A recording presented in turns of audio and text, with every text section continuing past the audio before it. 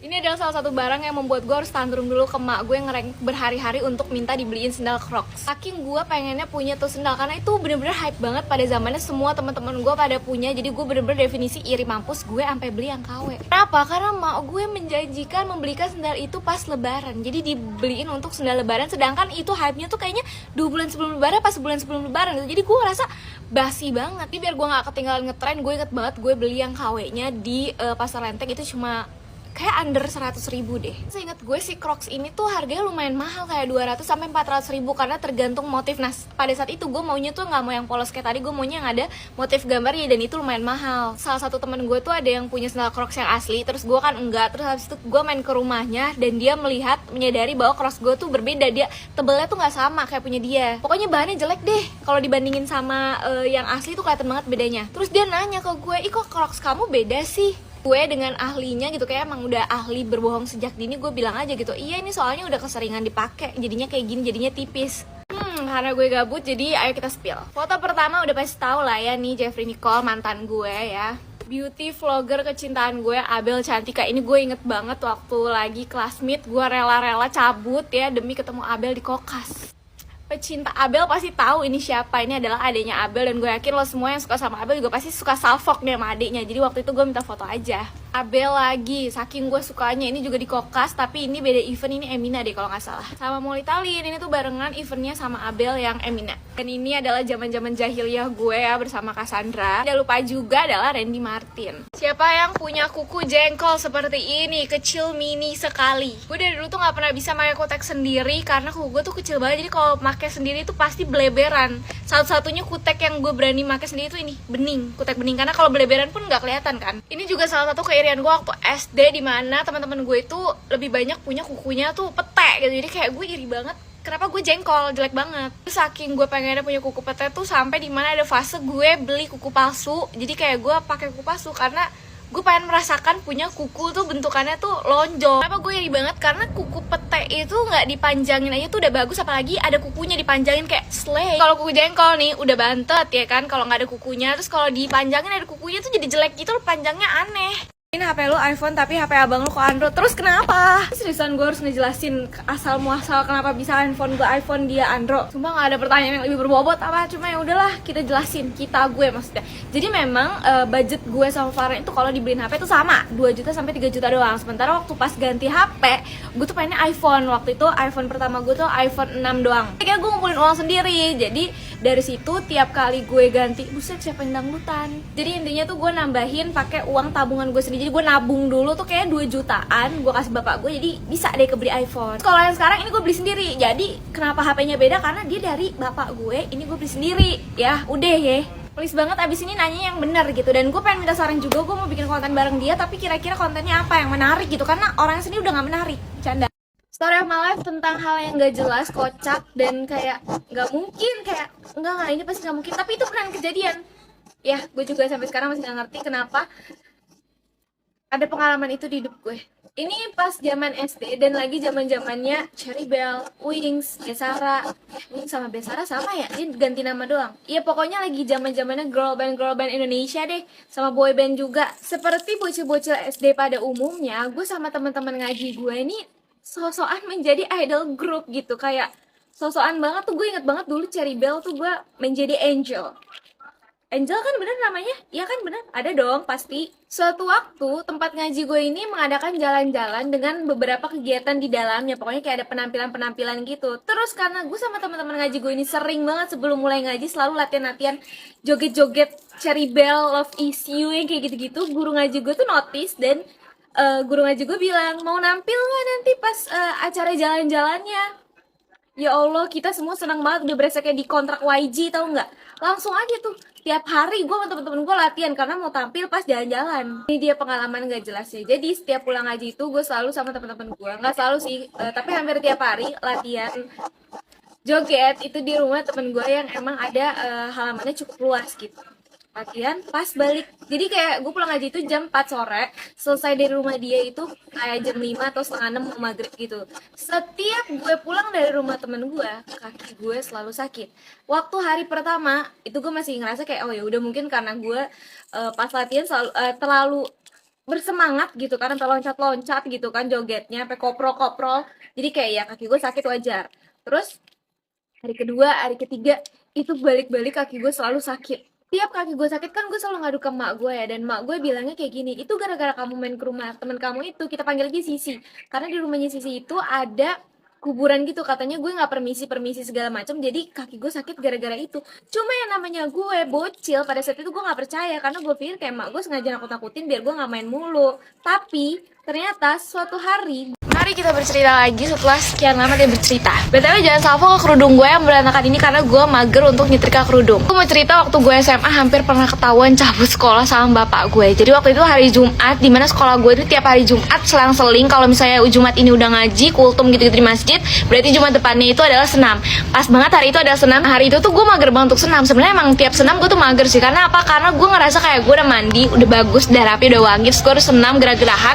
Belum lagi ngantri untuk ganti baju di kamar mandi lama. Terus kayak aduh mager ya pokoknya. Akhirnya gue ngomong lah di grup gue, ngajak kayak yang belum berangkat ayo kita nggak usah senam aja, mager. Untungnya temen gue juga ada beberapa yang kayak iya nih mager senam. Jadi ya udah akhirnya gue sama 2 orang temen gue tuh kita bertiga nggak senam. Pas di jalan udah nyampe di angkot, gue udah nggak bawa baju olahraga nih. Terus tiba-tiba temen gue yang udah nyampe sekolah dia bilang ada pemeriksaan, mending lu pada bawa baju olahraga aja. Itu posisi gue kan udah di angkot ya. Terus pas banget angkot gue lagi ngetem di stasiun Lenteng. Terus akhirnya lo tau apa, gue turun karena gue berpikir kayak mending cabut aja deh. Apa gue mikir kayak gitu? Karena gue pas Jumat senam kemarinnya lagi itu gue juga nggak ikut. Gue alasannya sakit dan itu pun ada pemeriksaan. Jadi kayak gue takut nih guru nginget gue kayak kamu kemarin juga nggak ikut senam, sekarang nggak ikut senam lagi alasannya sakit, kamu bohong ya? Gue takut. Jadi akhirnya gue mengajak 2 orang temen gue yang mengiyakan untuk tidak ikut senam ini untuk cabut. Terus akhirnya gue janjian sama mereka di stasiun UP. Cuma karena gue udah turun di stasiun Lenteng, jadi gue mau nerusinnya itu naik kereta aja. Sekolah ke stasiun, terus di depan stasiun Lenteng itu kan ada Alfa apa Indomaret gitu. Pokoknya gue masuk dulu ke dalam karena gue mau top up e-money. Pas gue keluar, lu tahu apa? Gue melihat bapak gue masuk dari stasiun Lenteng. Gue bener-bener nggak mikir yang kayak ini bapak gue belum jalan dari rumah. Kayak gue nggak ada expect kayak bakal ketemu di stasiun Lenteng. Jadi pas gue buka pintu Indomaret, gue langsung ngeliat ke arah pojok sana itu ada bapak gue baru masuk dan dia lagi main HP posisinya. Jadi dia tuh nggak ngeliat ke gue langsung masuk ke dalam stasiun. Tadinya gue sempat berpikir untuk masuk lagi ke dalam Indomaret karena kayak biar lebih gampang aja gitu. Jadi gue menunggu bapak gue duluan untuk masuk stasiun. Tunggu gue nggak masuk ke dalam Indomaret. Kenapa? Karena ternyata bapak gue masuk ke Indomaretnya. Gue nggak mengikuti hati gue untuk masuk ke dalam Indomaret. Kalau nggak berabe tuh kalau ketahuan. Karena kalau sampai ketahuan mau pakai alasan apa? Gue mau pakai alasan ini mau ke Indomaret. Lu ngapain lu ke Indomaret? Samping sekolah gue ada Alfamart. Alfamart tapi Indomaret ya, pokoknya begituan deh. Lama gak cerita, mari kita cerita aja. Di sekolah gue itu diwajibkan menggunakan rok span. Jujur gue gak suka banget sama rok span. Kenapa? Karena susah untuk melangkah. Sementara gue tuh kebanyakan melangkah. Jadi kayak dari rumah gue ke depan gang untuk naik angkot, itu gue jalan kayak lumayan jauh kan. Susah tuh, itu memperlambat gerakan gue. Terus dari turun angkot ke sekolah gue itu juga jalan, karena sekolah gue gak masuk gang gitu. Jadi kayak itu tuh susah, apalagi kalau gue lagi buru-buru. Makanya gue tidak pernah mematuhi peraturan itu. Jadi gue selalu menggunakan rok rempel. Kebetulan sekolah gue itu jarang banget yang namanya razia. Kadang tuh razia paling razia kaos kaki pendek doang. Tapi kalau misalnya apa sih seragam gitu itu jarang. Paling gue kalau ditanyain sama guru kayak kenapa rok kamu beda gitu, gue tinggal bilang aja kayak oh rok span saya lagi dicuci bu, gue ngomong gitu. Sampai dimana kelas 3 SMA itu lagi rajin-rajinnya razia. Gue nggak tahu nih tiba-tiba kayak jadi sering banget razia makeup, razia kaos kaki, razia apa sih namanya kalau cewek itu roknya harus span, kalau misalnya laki-laki itu nggak boleh ngetat banget, pensil banget celananya. Bala dimana razianya pas banget hari Kamis, dimana Kamis gue itu pakai batik sama roknya putih. Ya udah gue kena gunting. Awalnya gue bingung kayak ini kan sekolah gue madrasah aliyah gitu, kayak Islam banget, kenapa kita disuruh pakai rok span yang memperlihatkan lekuk tubuh ya kan. Dan ternyata gue baru tahu dikasih tau temen gue kalau misalnya tujuan dari menggunakan rok span itu adalah biar yang hamil tuh ketahuan. Kan kalau pakai span kayak ngetat banget kan, perut terlihat gitu, lipatan-lipatan perut terlihat. Jadi kayak kalau misalnya melendung kelihatan, kalau rok rempel tuh enggak. Soalnya kata temen gue di sekolah dia dulu itu waktu di SMP tuh kayak gitu. Jadi kayak nggak ketahuan hamil sama sekolah gara-gara pakai roknya tuh rempel. Cuma kalau di sekolah gue sendiri nggak tahu sih pernah ada kejadian kayak gitu apa enggak, karena kayaknya apa gue nggak tahu ya ada skandal begitu. Gue mau cerita cuma sebenarnya ini nggak penting, cuma karena semua cerita gue nggak penting jadi gue ceritain aja ya. Ini bagus banget nih cahayanya. Pala gue begini aja kayak biar ada golden hour ya. Jadi kemarin itu beberapa hari yang lalu, nggak beberapa hari yang lalu juga, udah beberapa minggu deh kayak gue udah lupa deh kapan. Gue sempet nonton sambil nunggu teman gue datang, belum nyampe nih dia di bioskop. Gue ke kamar mandi dong kan. Emang gue kayak udah temenan banget sama kamar mandi, dimanapun gue berada kamar mandi yang gue cariin. Terus gue mirror selfie lah, gue post di Instagram gue. Terus ada DM masuk kayak gini, nih, Min WC-nya kok serem gitu. Nah ini mirror selfie-nya gue nih. Ya gimana sih, toilet bioskop ya pada umumnya ya biasa aja gitu, nggak serem.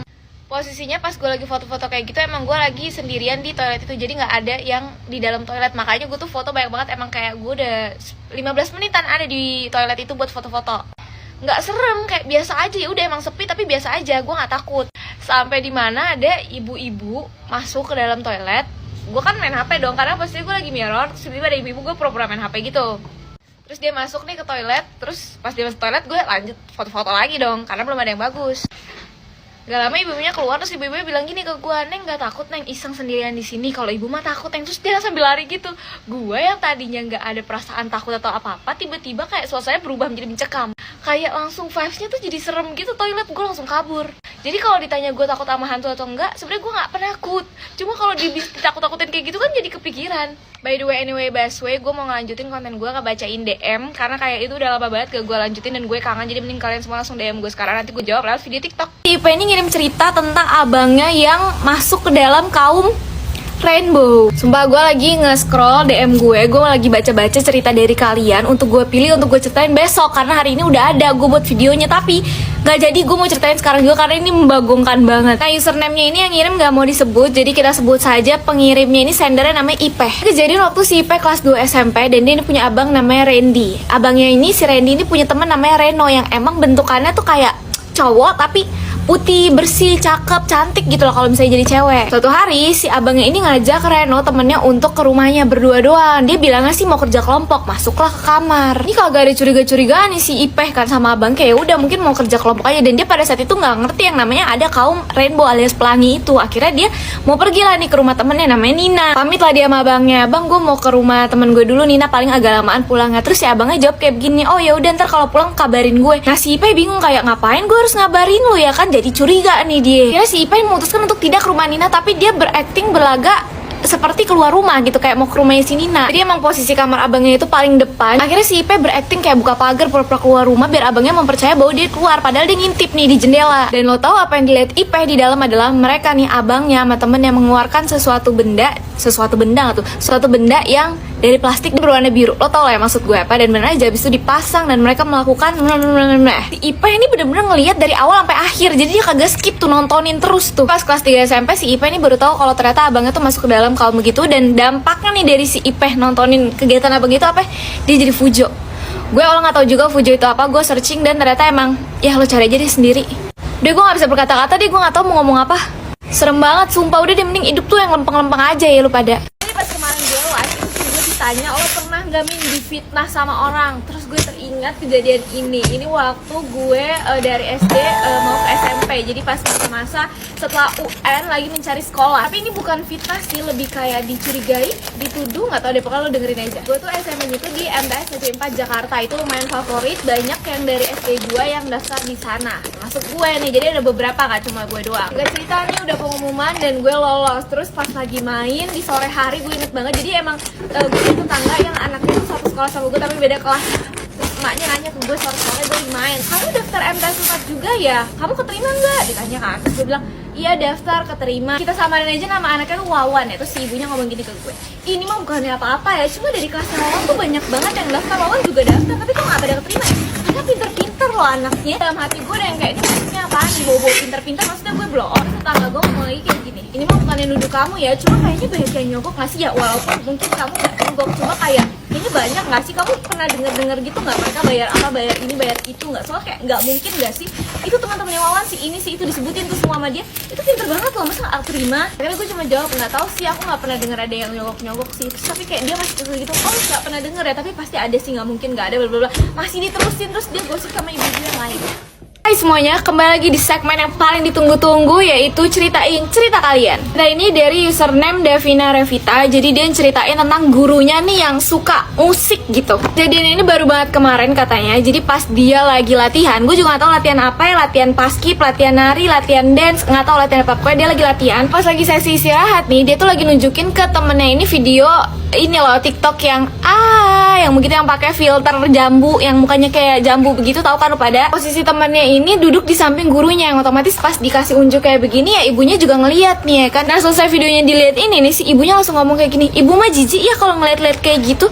Yang nyuruh si ibu lihat ini siapa? Nggak ada. Bukan cuma itu aja, si ibunya ini juga pernah ngerusakin PC cardnya si Davina ini. Jadi dia pernah bawa, dia habis beli 5 PC card gitu. Ya kan PC card nyebutnya apa sih? Gue nggak tahu deh, pokoknya itu lalu tahu kan ya. Terus pas nyampe sekolah, pas dipamerin ke temen-temennya, si ibu gurunya langsung masuk dan ngelipet dan ngerusakin aja tuh tanpa sebab. Lucunya adalah pas dia ngasih tahu gambar PC-nya yang dilipet ini, lo harus lihat siapa. Lah ini masih Nizar. Ternyata si Davina adalah salah satu dari jutaan bini-bininya Nizar. Coba di sini yang ada bininya Nizar juga nih, coba di komen kalau kalian punya PC-nya si gambarnya Nizar ini terus dirobek atau dilipet sama guru kalian, apa yang akan kalian lakuin?